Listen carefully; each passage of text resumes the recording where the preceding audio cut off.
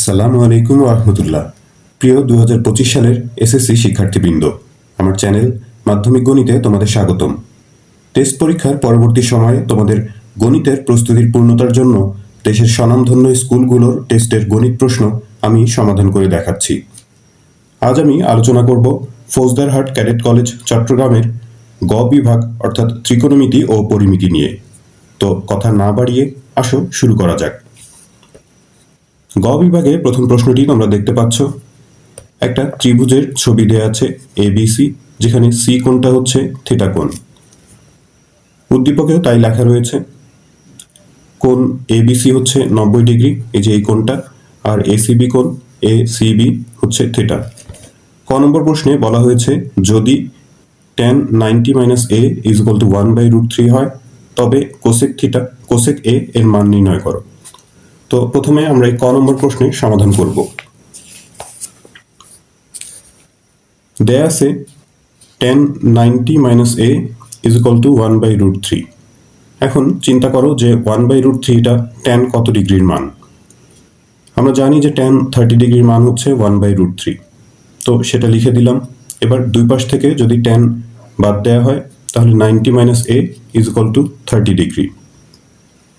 তো এপাশে -a আছে, এটাকে যদি এপাশে রেখে দেই তাহলে এর সামনে মাইনাস থাকে, একটু মাইনাসের ঝামেলা পোহাতে হবে।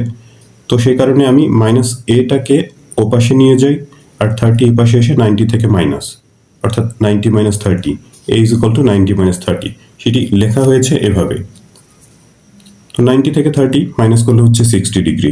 তো তাহলে এ কোণের মান আমরা পেলাম 60 ডিগ্রি। আমাদেরকে কোসেক এ এর মান বের করতে বলা হয়েছে। তো কোসেক এ, যেহেতু এ হলো 60 ডিগ্রি, তাহলে কোসেক 60 অর্থাৎ √2/√3। এই হচ্ছে ক নম্বর প্রশ্নের সমাধান। এবারে খ নম্বর প্রশ্নে বলা হয়েছে যে দেখাও যে AB/BC plus AC/BC whole square = 1 + sin θ / 1 - sin θ।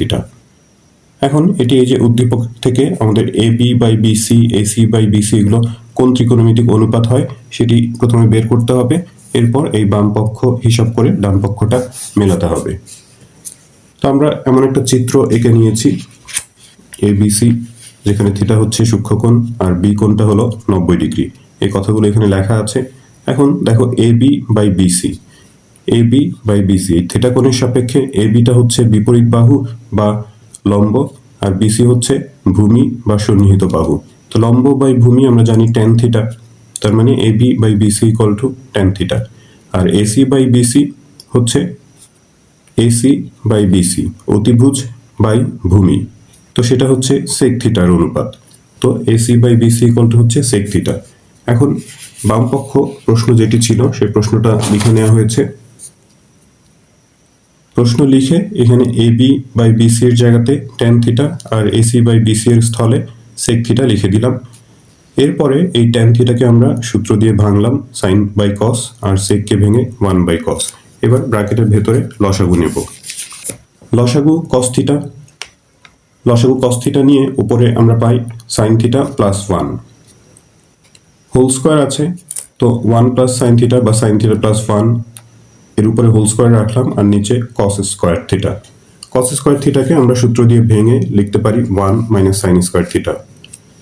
এখন 1 এর উপর একটা স্কয়ার মনে মনে ধরে নাও, a স্কয়ার - b স্কয়ার, তাহলে a + b × a - b। আর ওপরে 1 + sin থিটা হোল স্কয়ার ছিল, সেটাকে আমরা ভেঙে দুইবার লিখতে পারি।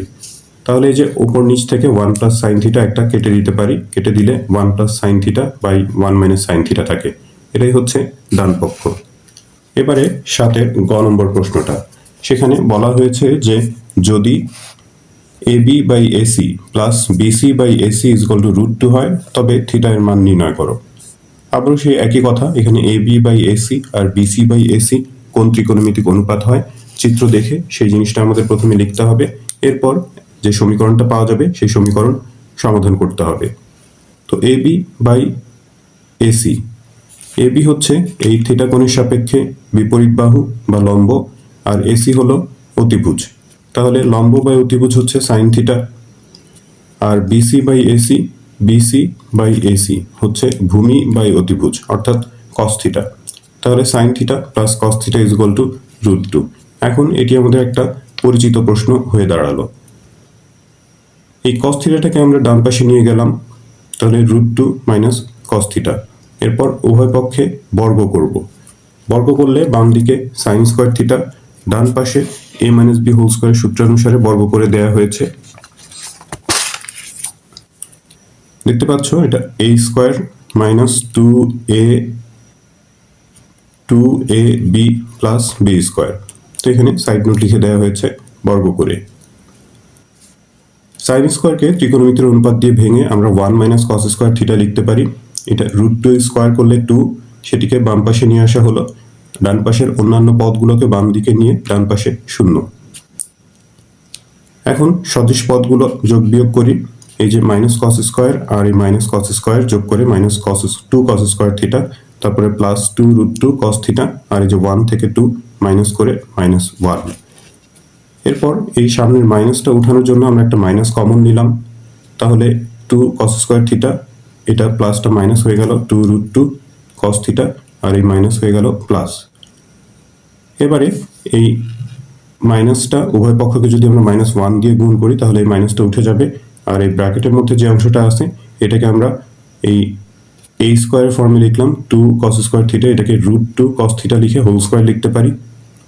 তারপরে -2, এটা হলো a √2 কস থিটা, আর b হিসাবে 1 লিখলে প্লাস 1 স্কোয়ার থিটা অর্থাৎ b স্কোয়ার থিটা। তাহলে a square minus 2ab plus b square, a minus b whole স্কোয়ারের সূত্রে পড়ে। তো সূত্রানুসারে a minus b whole square theta whole square is equal to 0। Whole square ওই পাশে গিয়ে 0 এর বর্গমূল হয়ে 0, আর তারপর -1টা এ পাশে আর √2 এ পাশে এসে ভাগ, তার মানে 1/√2। এখন এ পাশে যেহেতু cos থিটা আছে, আমাদের চিন্তা করতে হবে যে 1/√2 cos কত ডিগ্রির মান। তো আমরা জানি cos 45 ডিগ্রির মান হচ্ছে 1/√2। তো তাহলে দুপাশ থেকে cos বাদ দিয়ে আমরা লিখতে পারি theta is equal two 45 degree.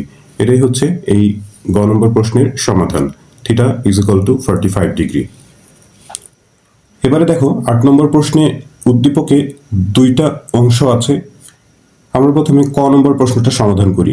ক নম্বর প্রশ্নে বলা হয়েছে একটা গাছের উচ্চতা ও ছায়ার অনুপাত √3:1। গাছটার উন্নতি কোণ নির্ণয় করো।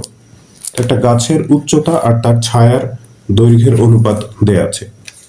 এই যে এই চিত্রটা দেখো, আমরা ধরে নিচ্ছি যে AB হলো গাছের উচ্চতা আর BC হলো তার ছায়ার দৈর্ঘ্য। তাহলে এই যে এই থিটা কোণ অর্থাৎ ACB কোণ, এটা হচ্ছে ওই গাছটার উন্নতি কোণ। সেই কথা আমরা লিখে নিয়েছি। মনে করি গাছটার উচ্চতা হচ্ছে AB, যেহেতু অনুপাত √3:1 দেয়া আছে, তো গাছটার উচ্চতাকে যদি আমরা √3x ধরি অর্থাৎ x দিয়ে গুণ করলাম অনুপাতের রাশিটাকে, তাহলে ছায়ার দৈর্ঘ্য 1 দেয়া ছিল অনুপাতে, তো সেটাকেও x দিয়ে গুণ করতে হবে অর্থাৎ 1x বা x, আর উন্নতি কোণ এক্ষেত্রে থিটা। চিত্রানুসারে এখানে এই গাছের দৈর্ঘ্য, গাছের উচ্চতা আর হচ্ছে ছায়ার দৈর্ঘ্য অর্থাৎ লম্ব ভূমি, এর মধ্যে ট্যানের সম্পর্ক হয়। তো আমরা লিখলাম tan theta is equal two AB/BC। এখন AB/BC √3x/x, x কেটে দিলে এখানে √3 থাকে। এখন √3 তো হচ্ছে tan 60 ডিগ্রির মান। এখন যদি আমরা দুই পাশ থেকে tan বাদ দিয়ে দিই তাহলে theta is equal two 60 degree, অর্থাৎ গাছটির উন্নতি কোণ হচ্ছে 60 ডিগ্রি। 8-এর খ নম্বর প্রশ্নে বলা হয়েছে ত্রিভুজ ABC এর ক্ষেত্রফল নির্ণয় করো। ABC ত্রিভুজ এই যে এখানে এই চিত্রের উদ্দীপক 1-এর ABC এই অংশটুকু, এখানে বলা হয়েছে যে EF এবং BD পরস্পর সমান্তরাল। এই EF আর BD হচ্ছে পরস্পর সমান্তরাল, আর AC হলো 16 মিটার। এই যে AC অর্থাৎ এই সমান্তরাল বাহুদ্বয়ের লম্ব দূরত্ব সেটা হচ্ছে 16 মিটার।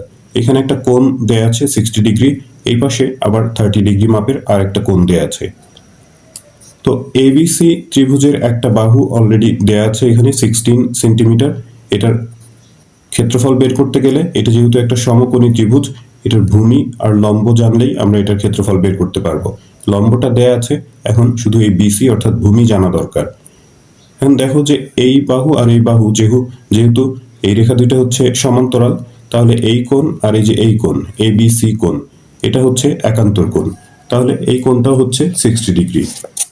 সেই কোণের সূত্র ধরে এই কোণটাকে আমরা উন্নতি কোণ হিসেবে নিয়ে এখন বিসি এর মান বের করব। চিত্রটা এঁকে নেওয়া হয়েছে, উদ্দীপকের কথাও লিখে নেওয়া হয়েছে। ইএফ আর বিডি সমান্তরাল এবং এসি হচ্ছে 16 মিটার। এখন এবিসি কোণ আর বিএই কোণ সমান 60 ডিগ্রি, কারণ হচ্ছে তারা পরস্পর একান্তর কোণ। তাহলে ত্রিভুজ এবিসি থেকে আমরা লিখতে পারি যে tan 60 ডিগ্রি ইকুয়াল টু লম্ব বাই ভূমি, অর্থাৎ এই ক্ষেত্রে এসি বাই বিসি।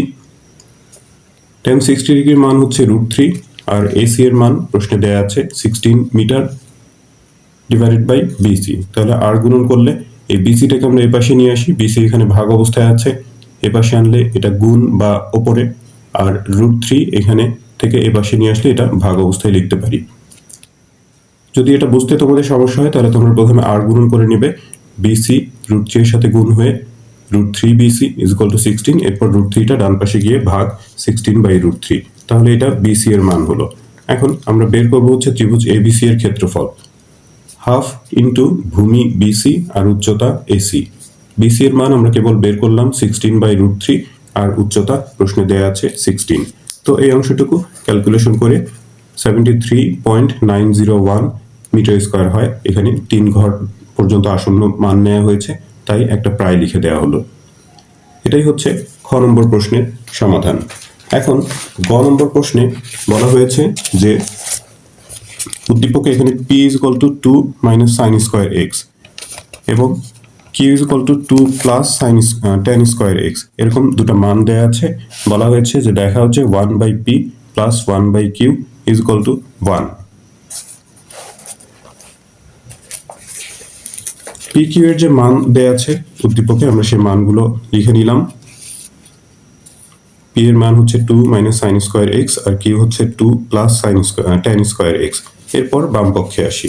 বাম পক্ষ প্রশ্ন তুলে নেওয়া হলো 1 by P plus 1 by Q, P আর কিউ এর জায়গাতে পি আর কিউ এর মানগুলো লিখে নেওয়া হলো। এখন এই 2 কে আমরা ভেঙে 1 প্লাস 1, এই 2 কেও ভেঙে 1 প্লাস 1 লিখলাম। তাহলে হয় কি যে এই 1 তারপরে যে মাইনাস সাইন স্কোয়ার এক্স এটা মিলে কস স্কোয়ার এক্স ত্রিকোণমিতির সূত্রানুসারে, আর এই 1 প্লাস tan স্কোয়ার এক্স এটাকে আমরা লিখতে পারি sec স্কোয়ার এক্স। এবারে এই sec স্কোয়ার এক্সটাকে আমরা ভেঙে 1 বাই cos স্কোয়ার এক্স লিখতে পারি। তারপরে ডান পাশে এখানে যদি লসাগু নেওয়া হয়, cos স্কোয়ার এক্স হচ্ছে লসাগু, এখানে 1 এর সাথে cos স্কোয়ার এক্স গুণ হয়ে cos স্কোয়ার এক্স, তারপরে প্লাস 1।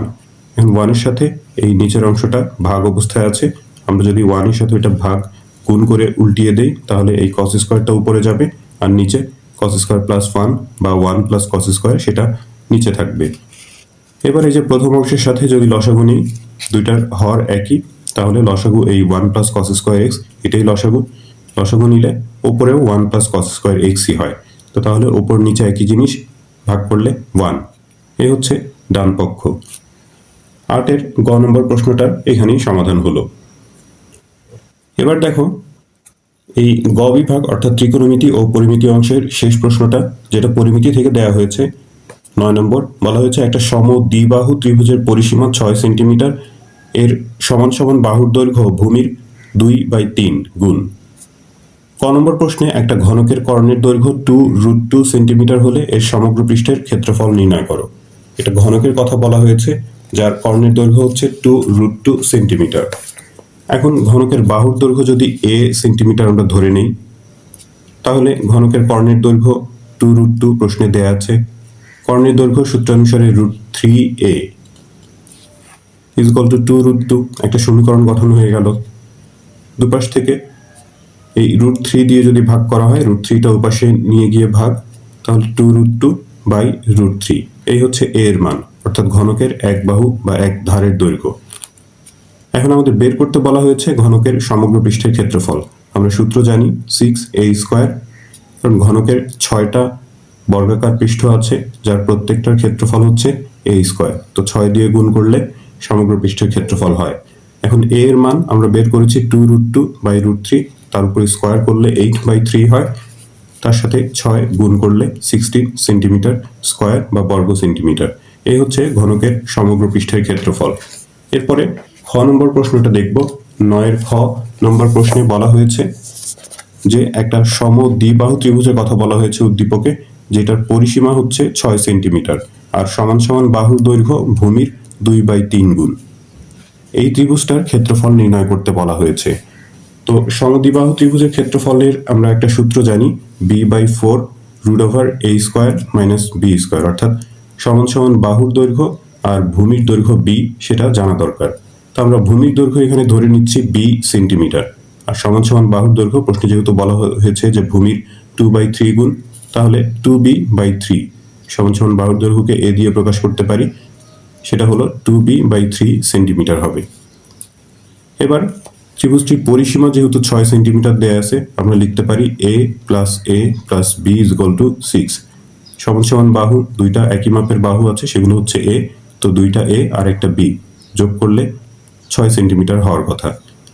এখন a মানে হলো 2b/3, এখানেও a এর জায়গাতে 2b/3 লেখা হলো, তারপরে b, এরপর লসাগু নেওয়া হলো, লসাগু 3 লসাগু, ওপরে 2b + 2b প্লাস এখানে 3 এর সাথে b গুণ হয়ে 3b, তাহলে 3 2 5 আর 2 7, 7b/3 = 6, 7b/3 = 6।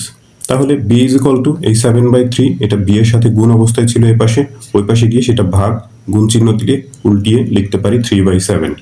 তাহলে এটা হিসাব করে আমরা পাই 3 6 18/7। এই হচ্ছে ভূমির দৈর্ঘ্য 18/7। তো তাহলে সমান সমান বাহুর দৈর্ঘ্য a হচ্ছে 2b/3, b এর জায়গাতে b এর মান বসানো হলো 18/7, 18 × 2 = 36/7, তার সাথে 3 ভাগ গুণ করে উল্টে দিলে 1/3, 3 এর সাথে 36 কেটে 3 × 36, তাহলে 12/7 সেন্টিমিটার। এই হচ্ছে সমান সমান বাহুর দৈর্ঘ্য। আমরা বের করব ত্রিভুজটির ক্ষেত্রফল। সমদ্বিবাহু ত্রিভুজের ক্ষেত্রফলের সূত্র আমি প্রথমে বলেছিলাম, b/4 √4a² - b²। তো a আর b এর মান আমরা অলরেডি বের করেছি, মানগুলো এখানে বসিয়ে দেওয়া হলো, এরপর বাকিটুকু শুধু হিসাবের কাজ। 18/7, তার সাথে যদি 4 ভাগ করা হয়, 4 গুণ হয়ে উল্টে যাবে, নিচে 4 সাথে 28 গুণ হয়ে হবে, আর এখানে ব্র্যাকেটের ভেতরের অংশটুকু একবারে আমি হিসাব করেছি 36/7। এটা রুট করলে 36 এর রুট করলে উপরে 6 আর 7 এর রুট করে 7, ইচ্ছা করলে একবারেই ক্যালকুলেশন করে দিতে পারো, বাকিটা ক্যালকুলেটরে 1.458 সেন্টিমিটার স্কোয়ার প্রায় আসন্ন মান লেখা হয়েছে, তাই প্রায় লিখে দিলাম। এই হচ্ছে সমদ্বিবাহু ত্রিভুজটির ক্ষেত্রফল। এরপরে গ নম্বর প্রশ্নে বলা হয়েছে কি, দেখো গ নম্বর প্রশ্নে বলা হয়েছে যদি ত্রিভুজটির পরিসীমা রম্বসের একটি কর্ণের দৈর্ঘ্যের সমান হয়, ত্রিভুজটির পরিসীমা মানে হচ্ছে 6 সেন্টিমিটার, সেটা যদি রম্বসের একটা কর্ণের দৈর্ঘ্যের সমান হয় এবং রম্বসের ক্ষেত্রফল 24 বর্গ সেন্টিমিটার হয়, তবে রম্বসের পরিসীমা নির্ণয় করো। তাহলে রম্বসের একটা কর্ণ 6 আর হচ্ছে ক্ষেত্রফল 24 বর্গ সেন্টিমিটার দেয়া আছে, সেই রম্বসটার পরিসীমা বের করতে হবে। আমরা জানি যে রম্বসের সবগুলো বাহুর দৈর্ঘ্য সমান। তো প্রদত্ত তথ্য অনুসরণ করে যদি আমরা রম্বসের একটা বাহুর দৈর্ঘ্য বের করতে পারি, তাহলে এক বাহুর দৈর্ঘ্যকে 4 দিয়ে গুণ করেই রম্বসটার পরিসীমা পাওয়া যাবে, কারণ পরিসীমা মানে হচ্ছে সবগুলো বাহুর যোগফল, সমষ্টি। তো আমরা একটা রম্বস এখানে এঁকে নিয়েছি, ABCD হলো একটা রম্বস, যার কর্ণ BD, সেটা প্রশ্নে বলা হয়েছে ত্রিভুজের পরিসীমার সমান, অর্থাৎ 6 সেন্টিমিটার। দেখো এখানে BD আর AC দুইটা কর্ণ, তো BDটাকে আমি 6 সেন্টিমিটার ধরেছি, কারণ একটু মনে মনে আমি হিসাব করে নিয়েছি অন্য কর্ণটা কত হবে। এই যে পরের যে হিসাবটা আছে AC = 8, এই হিসাবটা আমি মনে মনেই করে নিয়েছি। তো AC হলো বড় কর্ণ, বড় কর্ণটা যেহেতু এখানে AC চিত্রে, তো সেই কারণে আমি ছোট কর্ণ এইটাকে 6 সেন্টিমিটার ধরেছি। তো এখন ক্ষেত্রফল প্রশ্নে দেয়া আছে হলো 24 সেন্টিমিটার স্কোয়ার। ক্ষেত্রফলের সূত্র রম্বসের আমরা জানি যে হাফ গুণ কর্ণদ্বয়ের গুণফল, অর্থাৎ AC × BD এই চিত্রের ক্ষেত্রে। BD এর মান আমরা দেখতে পাচ্ছি যে 6, মান বসানো হলো, এই হাফের সাথে 6 কাটাকাটি করে 3 হয়, 3টাকে ডান পাশে নিয়ে গিয়ে ভাগ করে দিলে 24-এর সাথে 3 ভাগ হয়ে AC = 8। তার মানে রম্বসের অন্য কর্ণের দৈর্ঘ্য আমরা পেলাম হচ্ছে 8 সেন্টিমিটার। এখন একটা তথ্য আমরা জানি যে রম্বসের কর্ণদ্বয় পরস্পরকে সমকোণে সমদ্বিখণ্ডিত করে। তার মানে এই AC কর্ণ আর BD কর্ণ যে O বিন্দুতে ছেদ করেছে, সেখানে এই কর্ণ দুটো পরস্পর সমদ্বিখণ্ডিত হবে এবং মাঝখানে যে কোণগুলো উৎপন্ন হয়েছে 4টা কোণ, সেই কোণগুলোর প্রত্যেকটা কোণই সমকোণ বা 90 ডিগ্রি। তো এরকম একটা তথ্য আমরা এখানে লিখে নিয়েছি এই চিত্রের ক্ষেত্রে। রম্বসের কর্ণদ্বয় পরস্পরকে ও বিন্দুতে সমকোণে সমদ্বিখণ্ডিত করেছে। তো তাহলে AO is equal to half AC অর্থাৎ হাফ ইন্টু 8 অর্থাৎ 4 সেন্টিমিটার। একইভাবে BO হচ্ছে হাফ BD এর সমান অর্থাৎ হাফ ইন্টু 6 বা 3 সেন্টিমিটার। আর কোণ AOB, এই যে মাঝখানের এই AOB কোণ, এটা হচ্ছে সমকোণ 90 ডিগ্রি। তো তাহলে AOB একটা সমকোণী ত্রিভুজ। সমকোণী ত্রিভুজ থেকে আমরা লিখতে পারি পিথাগোরাসের সূত্র অনুসারে AB square is equal to AO square plus OB square. অতিভুজের বর্গ অন্য দুই বাহুর বর্গের যোগফলের সমান। তো এগুলোর মান বসানো হয়েছে, হিসাব করে এটা 25 হয়। তাহলে AB ইজ ইকুয়াল টু স্কয়ারটা এপাশে এসে রুট ওভার 25-এর বর্গমূল করে 5। তাহলে AB হচ্ছে 5 সেন্টিমিটার, অর্থাৎ রম্বসের একটা বাহুর দৈর্ঘ্য আমরা পেলাম 5 সেন্টিমিটার। তাহলে রম্বসের পরিসীমা, এক বাহুর দৈর্ঘ্যকে যদি 4 দিয়ে গুণ করি তাহলেই রম্বসের পরিসীমা পাওয়া যায়। তো সেটাই করা হয়েছে। ABCD রম্বসের পরিসীমা 4 ইন্টু AB অর্থাৎ 4 5 20 সেন্টিমিটার। এই হচ্ছে গ নম্বর প্রশ্নের সমাধান, অর্থাৎ রম্বসটির পরিসীমা। তো শিক্ষার্থী বন্ধুরা, ফৌজদারহাট ক্যাডেট কলেজের ত্রিকোণমিতি ও পরিমিতি অংশের সমাধান এখানেই শেষ হচ্ছে। এই ভিডিও থেকে তোমরা উপকৃত হলে চ্যানেলটি সাবস্ক্রাইব করার অনুরোধ জানাচ্ছি। তোমরা সবাই ভালো থাকবে, প্রার্থনা সবার জন্য। আল্লাহ হাফেজ।